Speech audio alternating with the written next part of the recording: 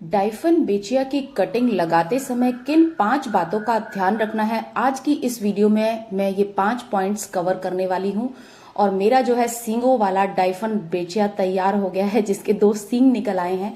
और ये देखिए, इसके बराबर से न्यू बेबी प्लांट भी निकला है। तो ये कैसे निकला है और एक डाइफन से मैंने इतने सारे प्लांट्स कैसे ले लिए, कैसे बना सकते हैं आप एक ही डाइफन बेचिया से कम आप 50 प्लांट्स ले सकते हैं गाइस। उसका बहुत ही आसान सा तरीका है। एक तो उसे लगाने का जो टाइम है वो अभी होता है, जुलाई से अगस्त के महीने में आप इसकी कटिंग को बहुत इजीली लगा सकते हैं। किन किन बातों का ध्यान रखना है, किन 5 बातों का खास ख्याल रखना है डाइफन की कटिंग को लगाते समय, आज की इस वीडियो में सारी बातें कवर करने वाली हूँ। तो देखिए, ये जो है इस पर कोई कीड़ा लगा होगा, लेकिन जल्दी ही वो कीड़ा मर भी गया, क्योंकि डाइफन में एक अलग सा सैप होता है जिससे हमें बच्चों और अपने पेट्स को भी बचाकर रखना पड़ता है। तो देखिए, कोई कीड़ा इसमें लगा होगा, पत्ती को खाया और मर गया है, क्योंकि पत्ती में भी सैप होता है, खाली इसकी स्टेम में ही नहीं। तो बहुत ध्यान रखना पड़ता है इसका। और इसकी जब भी हम कोई कटिंग लगाते हैं तो इसकी जो पुरानी लीव्स है वो जरूर से निकल जाती हैं। जिन नोड एरिया से आप ऑलरेडी कटिंग लगा चुके हैं वहां से ना निकल के प्लांट नया वाला जो है वो दूसरे नोड एरिया से निकलता है। देखिए, जहां से भी मैंने कटिंग ऑलरेडी काटी हुई है वो हिस्सा ब्राउन हो जाता है और उस वाले एरिया से बिल्कुल भी नया प्लांट नहीं निकलता। अब जान लेते हैं कि किन 5 बातों का खास ख्याल रखना होता है अपनी डाइफन की कटिंग को लगाते टाइम। आपको अपनी, अगर आपकी बहुत बड़ा और लंबा हो गया है तो आपको क्या करना है, ऐसी जगह से अपने डाइफन को कट करना है जहां पे नॉड एरियाज ज्यादा से ज्यादा हों और आपको न्यू बेबी प्लांट्स और न्यू प्लांट्स जो है उसकी स्टेम में से भी मिल जाएं।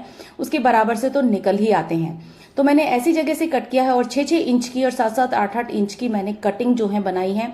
एक ही डाइफन में से मैंने 3 कटिंग बना ली है और 3 में से कम 5-6 प्लांट्स जहां पर भी नॉड एरिया है वहां से निकल कर आएंगे। प्लांट्स निकलने की बिल्कुल एक अलग से ही जगह बनी होती है, डिजाइन इस तरह का बना होता है जहां से आपको पता चल सकता है कि यहां से जो है, देखिए, इन जगह से आपका न्यू बेबी प्लांट निकल कर आने वाला है। तो ये जो ब्राउन वाली पत्तियां हैं उन्हें आपको हटाना है, जिससे कि बेबी प्लांट्स को निकलने में ज्यादा मशक्कत ना करनी पड़े, क्योंकि ज्यादातर इन्हीं के नीचे जो है वो आपके जो निशान है वो छुपे होते हैं जिनमें से बेबी प्लांट्स निकलना होता है। हालांकि ये इन्हें भी चीरकर निकल आते हैं, लेकिन थोड़े टेढ़े मेढ़े निकलते हैं। इससे बेटर है कि आप इनको पहले ही क्लीन कर दें। जितना भी डाइफन के बराबर में गंदगी वगैरह है उन सबको हटा देना है। बहुत ज्यादा मिट्टी को गीला नहीं रखना है। कटिंग लगाते समय पे आपको जो है डाइफन को बहुत ज्यादा ध्यान से, इसकी भुरभुरी सी मिट्टी होनी चाहिए और इसमें गुड़ाई आपको बहुत ज्यादा जरूरी है करना, क्योंकि अगर इसमें हवा पास नहीं हुई और ज्यादा जो है आपका पानी इसके अंदर ठहर गया तो आपकी डाइफन की कोई भी कटिंग चलने वाली नहीं है। तो कुछ पॉइंट्स जो है मैं लेकर आई हूं जो बहुत ज्यादा जरूरी होते हैं। जैसे अगर आपने डाइफन की कटिंग को काटा है तो सबसे पहले जहां से आपने इस कटिंग को कट किया है तो उसको आपको किसी भी कपड़े या किसी, जैसे मैं सूखी पत्ती की मदद से इसको पोंछ रही हूं, और इनको तुरंत ही फेंक देना है। और हाथ में ग्लव्स जरूर पहनते हैं, नहीं तो खारिश हो जाती है और आपकी भी हाथ वगैरह कहीं आंख वगैरह में लग गई या मुंह पर ही लग गए तो आपको जो है टेम्परेरी अंधापन आ सकता है। तो इन चीजों का खास ध्यान रखना है। एलोवेरा की पत्तियों को पहले ही काट कर रख लें। जैसे ही आप कटिंग लगाएं, एलोवेरा की पत्तियों को मिट्टी में इसके साइड में ही दबा दें, जिससे कि किसी भी तरह के सैप का असर इस प्लांट पर ना हो, क्योंकि अपना सैप से ही ये प्लांट बिल्कुल गलकर खराब हो जाता है। और ये मेरा अपना पर्सनल एक्सपीरियंस है, मैंने इसके सैप को नहीं पहुंचा था और एक बार यही हुआ कि पानी भी मैं इसमें लगातार डालती रही तो बस नीचे नीचे से ये गलता रहा, फिर धीरे धीरे सारा ऊपर तक ही खत्म हो गया था और मुझे दोबारा से इसको खरीदना पड़ा था।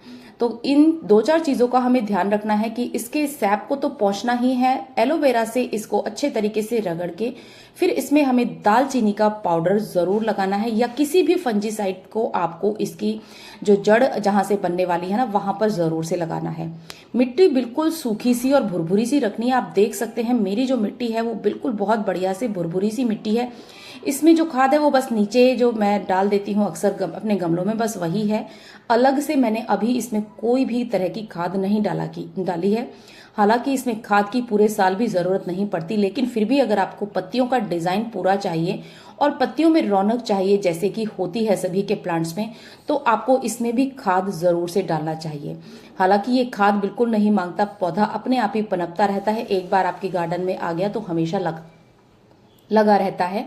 तो देखिए इसके बराबर में ही मैंने लगा दिया है, क्योंकि मेरे पास कोई गमला नहीं था। हालांकि आपको एक अलग ही प्लांट अलग ही गमले में लगाना चाहिए। और इसकी जो स्टेम है ये इतनी मोटी है कि मेरे हाथ में भी पूरी ग्रिप इसकी नहीं बनती है। देखिए इस तरीके से आपको एलोवेरा की डंडियों को फैला देना है। थर्ड पार्ट यही है मेन, कि एलोवेरा जो है एक फंजीसाइड की तरह काम करता है। और इस तरीके से फैलाने के बाद मिट्टी से आप एलोवेरा को ढक दीजिए। ये खाद का तो काम करेगा ही, और साथ में आपकी जो कटिंग्स हैं उनको चलाने में बहुत ज्यादा मदद करता है। 10 दिन में ही मेरी जो कटिंग है वो बनकर तैयार हो गई थी, और उनमें से नए बेबी प्लांट्स भी निकलने स्टार्ट हो गए थे। ये कुछ ही चीजों का मैंने ध्यान रखा। और धीरे धीरे जो ये पीली हो जाती हैं पत्तियां, इनको आपको कट ही कर देना है, लेकिन एकदम से अभी नहीं करना है, क्योंकि हमें प्लांट तैयार करना है। जिसमें पत्तियां हैं उसमें पत्तियां रहने दीजिए, अपने हिसाब से इनको ब्राउन होने दीजिए।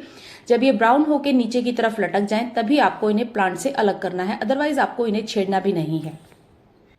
थर्ड पार्ट जो है यही है कि आपको, मैंने इसमें दालचीनी का यूज किया है, और इसकी जहां कटिंग लगाई है उसके चारों तरफ भी मैंने इसी तरीके से दालचीनी को बिखेर दिया है। आप हल्दी भी डाल सकते हैं, और एलोवेरा तो मैंने ऑलरेडी डाल ही दिया है। तीनों में से आप कोई भी चीज डाल दीजिए। और मार्केट में बहुत सारे फंजीसाइड पाउडर आते हैं, वो भी आप थोड़ा कम ही मात्रा में डालें, लेकिन घर की जो चीजें होती हैं उन्हें आप थोड़ा ज्यादा भी डाल देते हैं तो भी कोई फर्क नहीं पड़ता। मैं तो हमेशा दालचीनी का और एलोवेरा का ही यूज करती हूँ। अब देखिए ये 10 दिन बाद का ही अपडेट था। नॉड एरिया जो है उभरने लगे हैं, और इनमें से नए बेबी प्लांट्स निकलने की तैयारी भी स्टार्ट हो गई है। छोटे छोटे से बेबी प्लांट्स इसमें से निकलने वाले हैं, इनकी स्टेम में से भी। और ये देखिए मेरी जो ब्राउन स्टेम्स हैं वो नई स्टेम निकलने लग गई है, और ये स्टेम ब्राउन होने, ये जो पत्तियां हैं ये ब्राउन होने लग गई हैं। इन्हें मैं धीरे धीरे हटा दूंगी। अब ये 10 दिन बाद का अपडेट देना बहुत ज्यादा जरूरी था, क्योंकि देखिए कितनी जल्दी जो है ये प्लांट रेडी हो जाता है। इसी मौसम में आप लगाते हैं और इसी मौसम में आपको नया बेबी प्लांट भी निकल आता है। और ये देखिए ये तैयार हो गया है मेरा सिंगो वाला बहुत ही प्यारा सा डाइफन। इसमें से नए बेबी प्लांट निकलने लग गए हैं। इसके बराबर से देखिए आप देख सकते हैं कितना बड़ा हो गया है ये बेबी प्लांट। ये और 5 दिन का अपडेट है। 15 दिन बाद आप देख सकते हैं पूरा प्लांट मेरे पास नया तैयार हो गया। अगर मैं चाहूं तो ये जो अलग से आप देख रहे हैं इस बेबी प्लांट को मैं किसी और गमले में लगाकर किसी को गिफ्ट भी कर सकती हूँ, लेकिन अभी मैं इसको छेड़ नहीं रही हूँ, क्योंकि अभी कोई मांग ही नहीं रहा है मुझसे। और मुझे एक प्लांट जो है इस तरह का चाहिए जो मैं छोटे से गमले में भी लगा दूं। छोटे गमले में लगाएंगे तो ये छोटा लगेगा, और अगर आप बड़े में लगा देंगे तो इसका साइज बड़ा होता चला जाता है। यही फर्क होता है बहुत सारे प्लांट्स में। तो देखिए इसके निकल आए हैं सींग, और बहुत ही प्यारा सा लग रहा था ये। और मैंने सोचा आप लोगों से इसका अपडेट जरूर करूं, और जो भी 5 पॉइंट्स मैंने आपको बताए हैं इससे रिलेटेड वो आप जरूर से फॉलो करेंगे तो आपका प्लांट भी जो है नया प्लांट जो है आपका डाइफन का रेडी हो जाएंगे ढेर सारे। और अगर आप देना चाहते हैं, सेल करना चाहते हैं, तो इस तरीके से आप एक ही प्लांट से हजारों प्लांट अपने बना सकते हैं। मैं भी हर साल जो है अपना डाइफन के प्लांट से बहुत सारे प्लांट्स बनाती हूँ, और हर साल किसी ना किसी को देती हूँ। तो आप भी जो है इसको ट्राई करके देखिए। अगर आपको वीडियो आपकी आज की अच्छी लगी है तो लाइक शेयर जरूर किया कीजिए, और बेल आइकन को दबाना बिल्कुल ना भूलें। तो मिलते हैं किसी और इंटरेस्टिंग और इन्फॉर्मेटिव वीडियो के साथ। तब तक के लिए अपना ख्याल रखिए, और अपने पौधों का ख्याल रखना इस टाइम पर बहुत ज्यादा जरूरी होता है। तो देखिए आपको बारिश में इसे नहीं निकालना है। इसकी लीव्स को जो है आपको एलोवेरा के पानी में डिप करके क्लीन करना है।